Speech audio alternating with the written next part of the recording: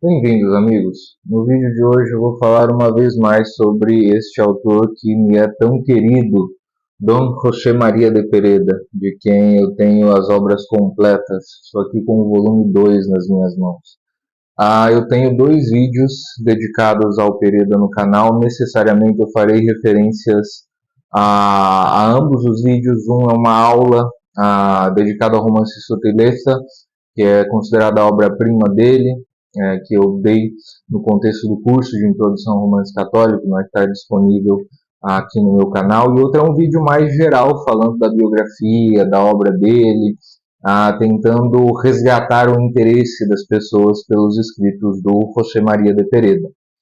Hoje, em especial, eu vou entrar num ponto que já abordei em alguma medida tanto na aula dedicada à Sutileza quanto no vídeo mais geral sobre o Pereda, que é uma cena do romance Sutileza, que é uma cena que me acompanha há muitos anos, do personagem Cleto, não é um dos personagens principais do romance do Pereda, e que é uma cena que me faz pensar muito sobre a formação do imaginário com a literatura, para além da literatura, nos colocando nesse diálogo, para usar uma expressão do Josef Pieper, que eu vou citar também, não é? Para a gente aprender a enxergar de novo. E é isso, me parece que essa cena específica que eu vou ler para vocês e comentar está presente no romance do Pereda, de alguém que forma a sua imaginação, forma o seu imaginário ali, no contato com a realidade, porque ele teve os olhos abertos por uma série de elementos também ali presentes que permitiram com que ele desejasse aquela nova vida possível que era diferente da que ele levava. E é isso que a gente vai ver.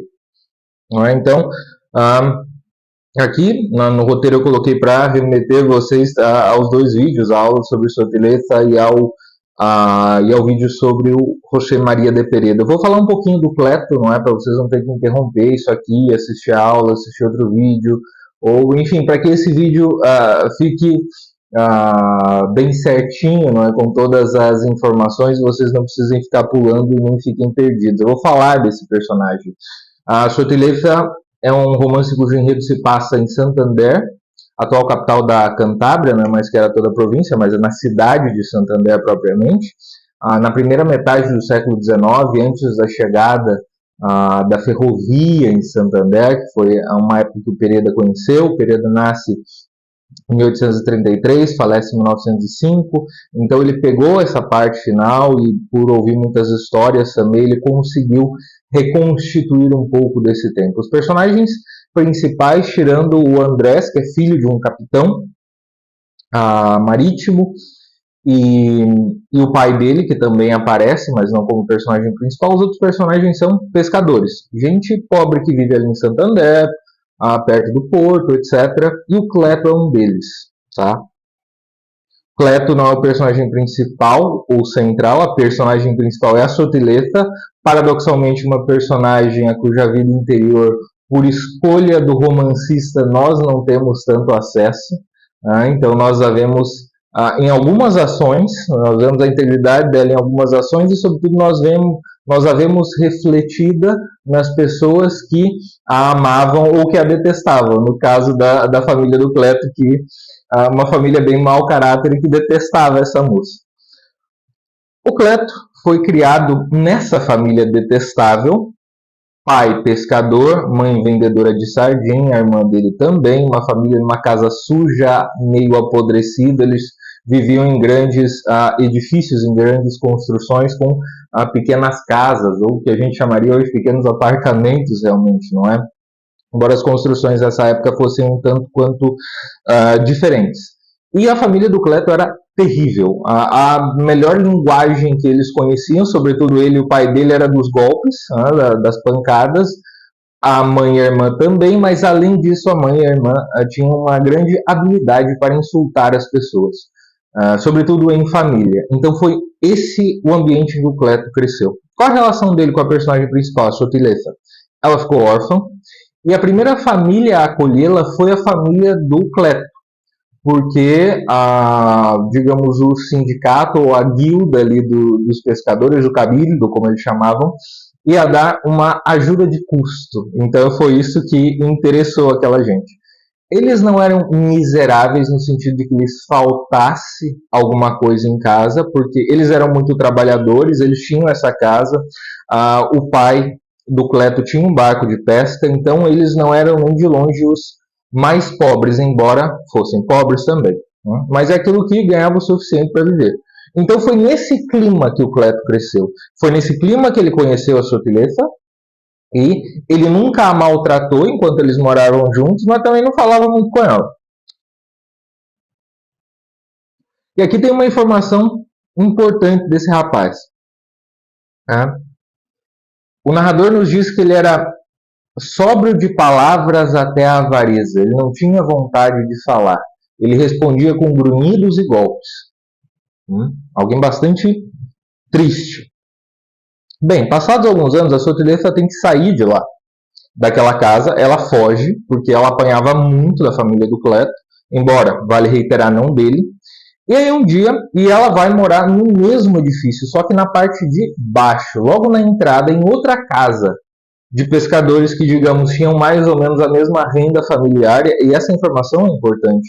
Viviam do mesmo modo, tinham um estilo de vida, tinham condições, um vocabulário, o ofício, era tudo muito próximo da família do Cleto. Essa informação é essencial, tá? Bem, um dia o Cleto está passando, ela está na escada, costurando, ela não vê ele chegar, e ele está cheio com os aparelhos de pesca e tal, tudo assim. E aí ela não o vê chegar e ele dá um chute nela, ele não pede licença, ele dá um chute. E aí o narrador diz que esse golpe foi o que mais doeu nela, porque ela via que o Cleto não era um cara ruim, que ele nunca tinha maltratado ela lá, que ele nunca tinha xingado ela, então isso doeu na menina. Né? Percebeu, ela está entrando na adolescência, o Cleto já é adolescente, ela devia ter o quê? 11, 12 anos, o Cleto 14, talvez 15 nessa época. Por aí, só para a gente ter uma base.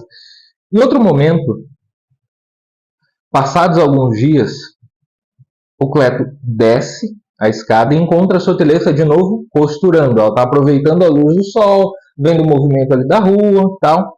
Ela estava costurando. E aí ele estava com calção. E ele queria que ela emprestasse a agulha nesse momento. Ele falou com ela, ele pediu a agulha emprestada para que ela pregasse o botão. E aí ela falou, não, eu posso fazer isso. A partir daquele momento, veja a simplicidade da coisa, né? E isso é muito bonito. A partir daquele momento, o Cleto ficou muito feliz, agradecido, e começou a frequentar a casa dela. Ela foi adotada por uma outra família. Todos os pescadores ali eram chamados de esposas de tios e tias. Né? Então, o pai do Cleto era o tio Mocejon, e o pai adotivo da Sotileza era o tio Mechelin, que era casado com a tia Sidora. E o Cleto começou a frequentar a casa deles. E, de novo, a informação que eu passei para vocês antes. Eles tinham o mesmo vocabulário, exceto agora pelos palavrões, mas eles falavam de coisas e de um modo que o Cleto entendia.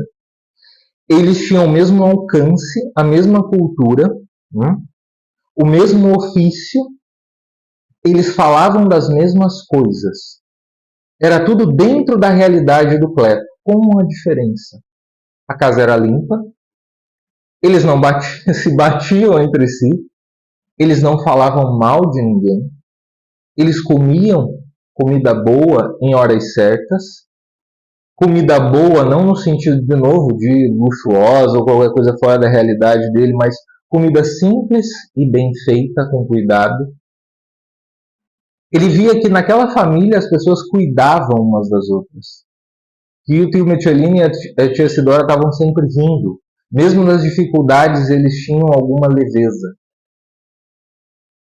E aí um mundo novo se abriu para o Cleto. Percebam que tudo isso vem junto desse homem simples, que era sóbrio de palavras até a avareza. Mas que quando ele foi para lá, ele começou a frequentar essa casa, ele começou a ter vontade de conversar, vontade de falar. O Cleto começou a narrar a própria vida, a língua dele se soltou. Quando ele viu essa vida que também seria possível para ele.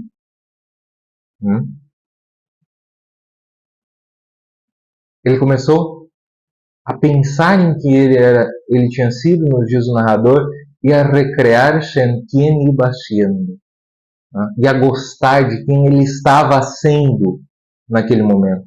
E aqui vem o parágrafo que me acompanha há uns quantos anos e que eu quero citar para vocês. Porque Cleto frequentava muito a casa de tio Michelin e tia Sidora. O pobre rapaz, que era naturalmente candoroso e bonachão, desde que nasceu não tinha cultivado outro trato que o das gentes de sua casa, gentes porcas e ferozes, sem arte nem governo, briguentas, bêbadas e desalmadas. E não sabiam que um moço como ele, que não tinha necessidade de ser mau, nem encontrava prazer em viver como se vivia no quinto andar, podia encontrar em outra parte algo de que sentia falta, alguma coisa ao modo de uma entranha que lhe incomodava lá dentro, muito dentro dele mesmo, como uma coisa chorosa e desconsolada. E este algo apareceu na casa, na jovialidade de tio Michelin, na bondosa simplicidade da tia Sidora e até na limpeza e na boa ordem de toda a casa. Ali se falava muito sem maldizer de ninguém. Se comiam coisas temperadas a horas regulares, se rezavam oportunamente orações que ele jamais tinha ouvido. E se ele reclamasse de alguma dor, sempre alguém recomendava com carinho algum remédio e até preparava a tia Sidora mesma para ele. Enfim, dava gosto estar ali, onde se achavam tantas coisas de que ele não tinha a menor ideia.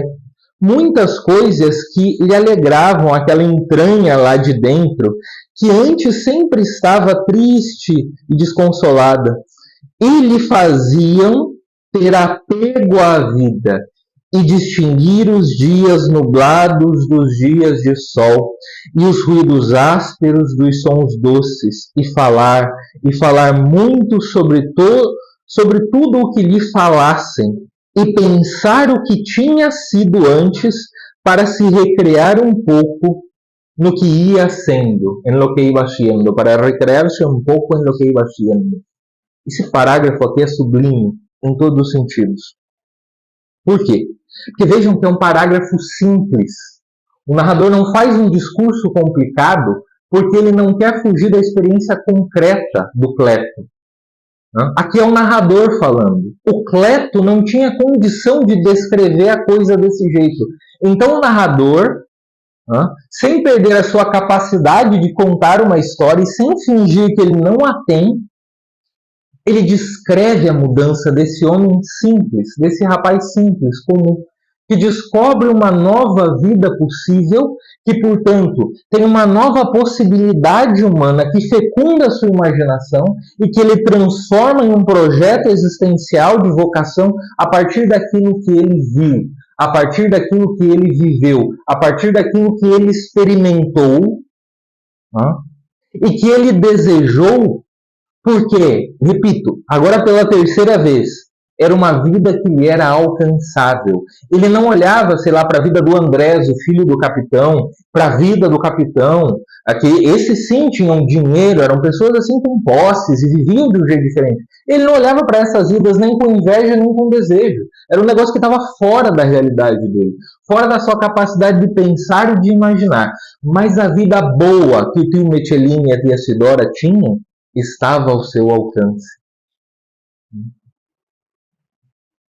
Existe aí um elemento de familiaridade que é essencial para a formação do imaginário, que Cleto vê isso. E que, portanto, nos faz pensar como na formação do imaginário, que a gente não pode nunca se esquecer que ela está na realidade mesma. Ela está na nossa realidade mesma, para além da literatura. Então, por que a gente lê? Bom, porque a gente precisa aprender a enxergar de novo. Como diz o Joseph Pieper. A gente precisa enxergar essas possibilidades no nosso cotidiano, na nossa circunstância.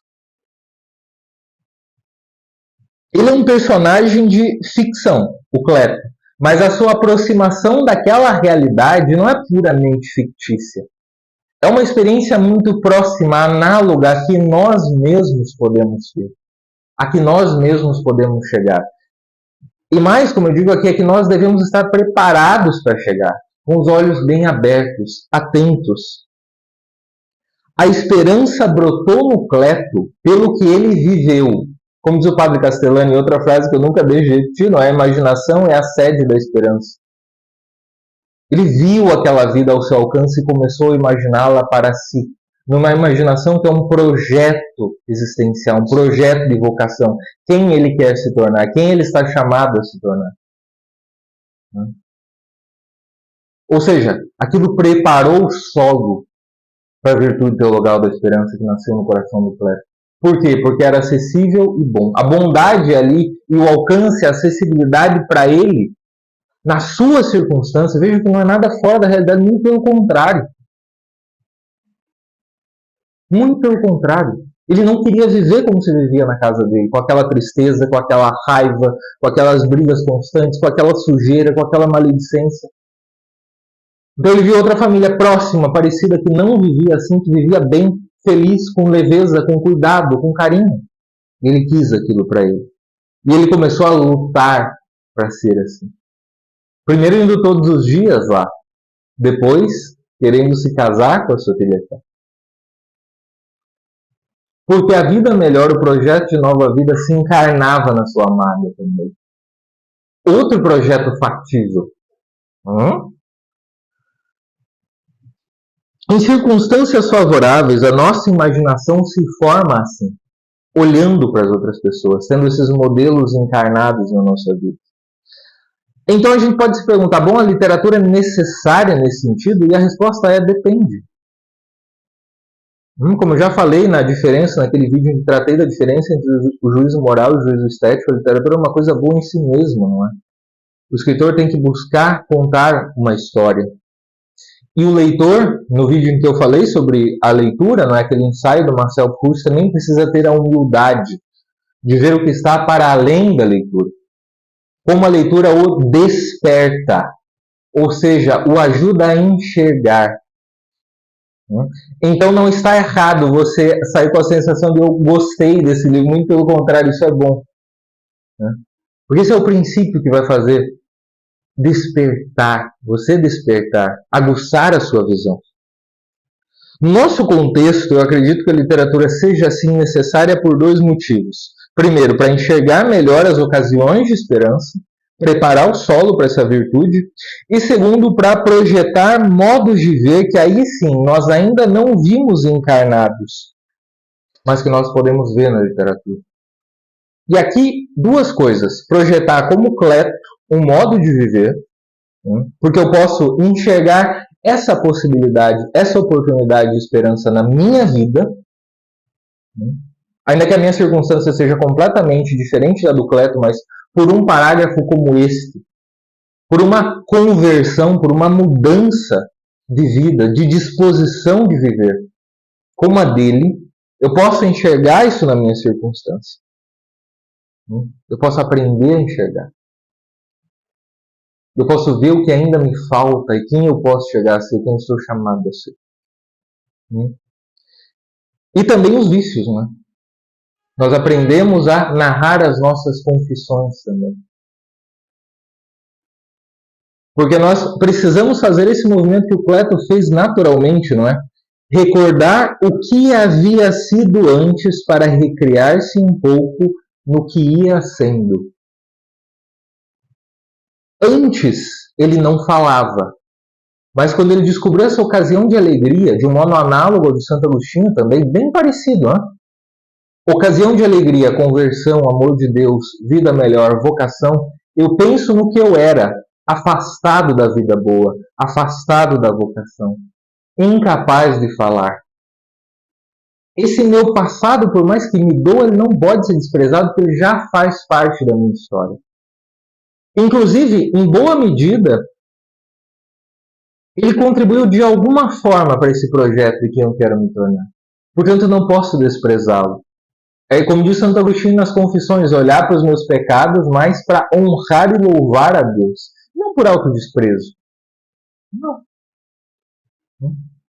Percebam que aqui no Cleto não há essa necessidade do autodesprezo. Né? E tanto enxergar melhor a realidade, quanto projetar modos de vida, quanto aprender a narrar as próprias confissões, são frutos dessa aproximação humilde à literatura de que eu falei no vídeo anterior. E aqui, para finalizar, eu vou ler essa citação do Piper sobre enxergar melhor, que está nesse livro aqui, Only the Lover Sings, Art and Contemplation. Foi publicado em português como Só Quem Ama Canta, pela editora Quadrante.